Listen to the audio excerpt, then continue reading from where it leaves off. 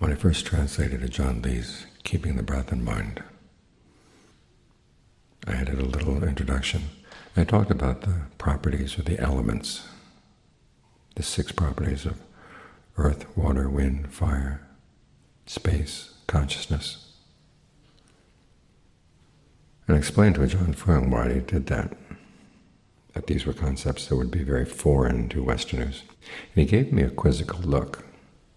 Why would they be foreign? They're immediately experienced.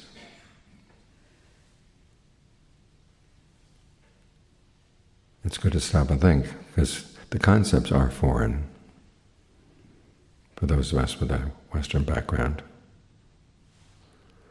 But the fact that he saw it as unusual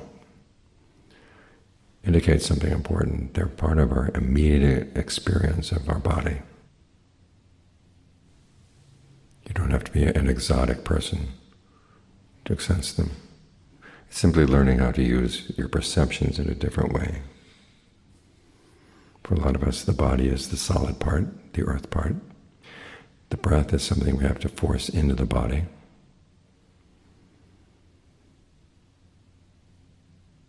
But from the Eastern point of view, the point of view of, say, Thai medicine or Indian medicine, the breath is the first thing you sense.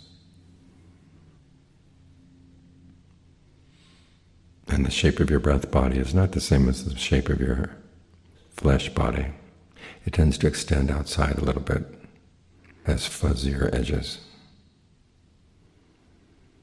As for water, it's the coolness you may feel. That's one way of defining it. Another is, they say, the cohesion. I don't know how you would directly experience cohesion, but coolness is something you can feel. And then fire is the warmth. Space would be the empty spaces in the body. In the canon they list, say, the spaces inside your nose, inside your throat, inside your mouth.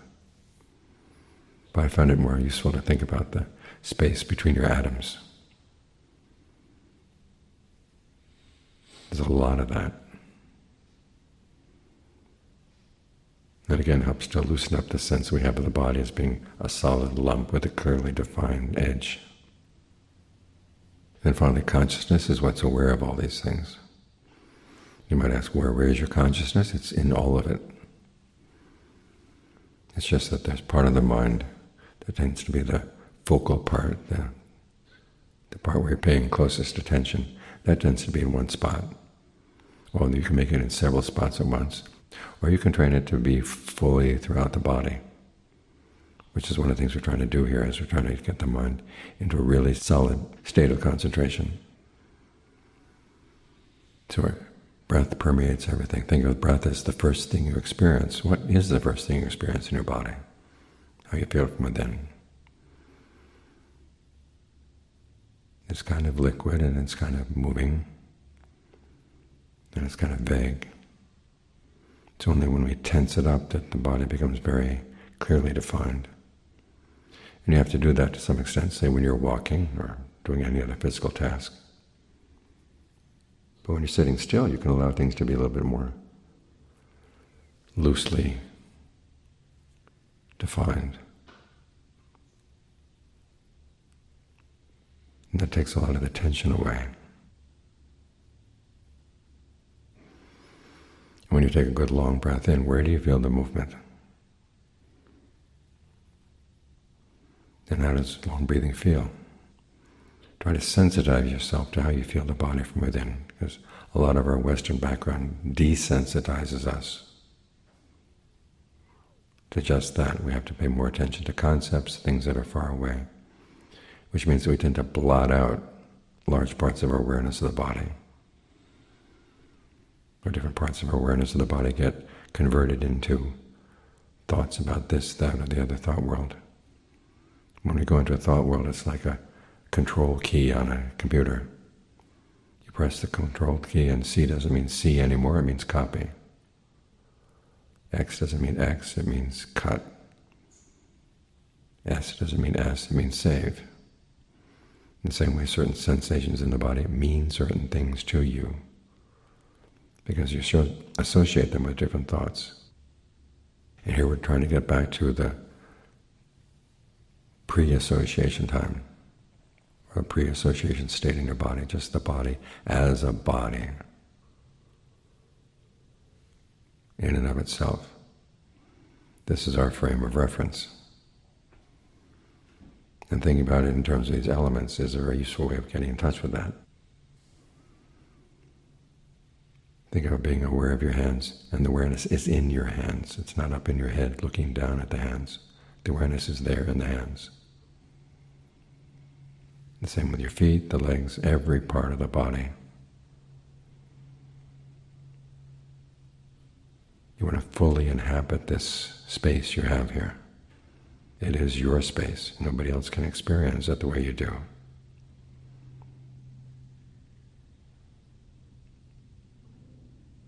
Someone else could open you up with a knife and stick their hand inside your body, but it still wouldn't be the same as the way you experience your body from within. So use this as your grounding, because this is where you're fully in the present. For the mind to go off into the past or the future requires that it shrinks down.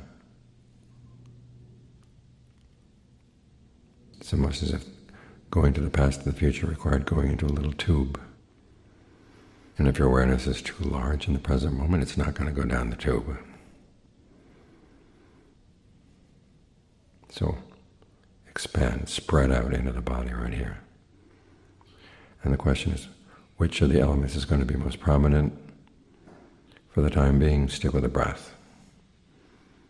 There'll be times when you have a fever and you're warm, or you have a chill and you feel cold, or the body feels heavy. And here's where you can play with your perceptions. If things are too hot outside, you don't want to focus on the heat inside the body. Ask yourself, where in the body is the coolest spot? Or when things are cold outside, where is the warmest spot in the body? Focus there. And then think of that warmth spreading through the body. If you're feeling lightheaded, think about earth. In fact, this body has its solid aspect. Or if you're feeling dull and down, think of the breath again. The breath of the different elements is the one that you can adjust the most quickly and the most easily. That's one of the reasons why we focus on it. And it's most responsive to the mind. It's through the breath that the mind can exert control over the body, make it move. And it's through the breath that the mind experiences the body. Without the breath, you'd be going separate ways. So think of the breath as primary, and it's everywhere. It's all around your body. Wherever you are in the body, think of the breath surrounding you.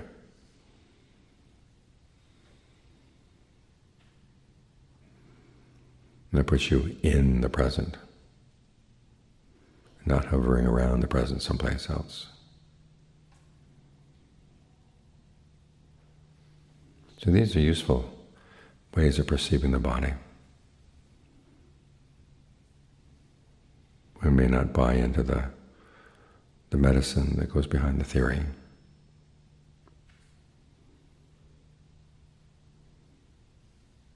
Saying that when you have a fever, you need to have something cooling, or when you have certain kinds of pains that associate with the breath energy, you need a breath medicine or earth medicine.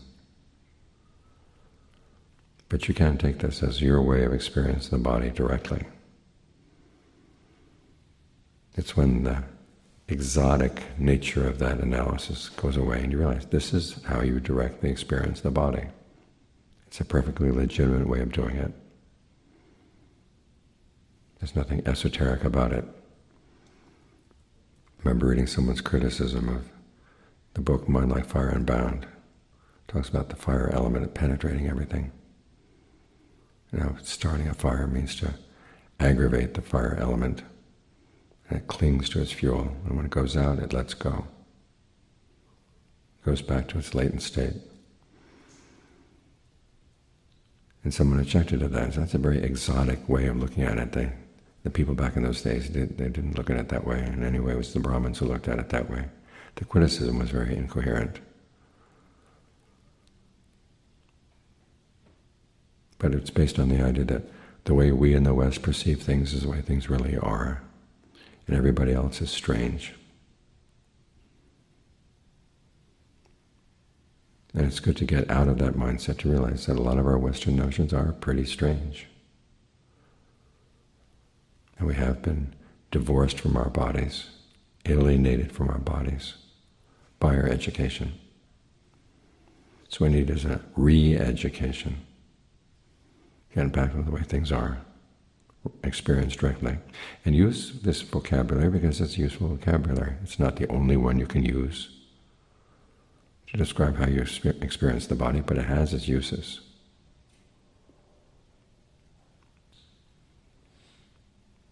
And it's not some exotic screen that's getting in the way, getting between you and the body. It's a way of talking about sensations in the body that if you didn't have this vocabulary, you wouldn't be able to talk about them. It's the same as being a professional taster, a professional scent expert. These people have to learn very, very precise vocabularies to describe subtle differences in tastes and in smells.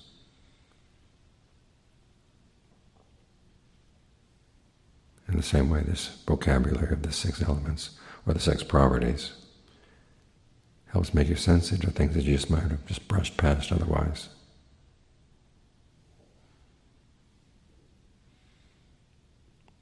So see what happens when you hold that perception in mind, that the breath is the first thing you experience in your body. You're not forcing the breath into the solid parts of the body. You're opening up all the different breath energies in the body so they can be interconnected. And you bring in the air from outside. And one way you could say that you bring in energy from outside. But you can also say it's because of the energy you already have inside that the air comes in and out. When you think of the energy originating in here, then you find yourself less hungry for a breath. And you realize that when you're feeling starved of breath energy, you might want to focus on just loosening things up inside so the breath has more freedom to flow. Learn how to use these concepts because they give you handles on things inside your body that you wouldn't have otherwise.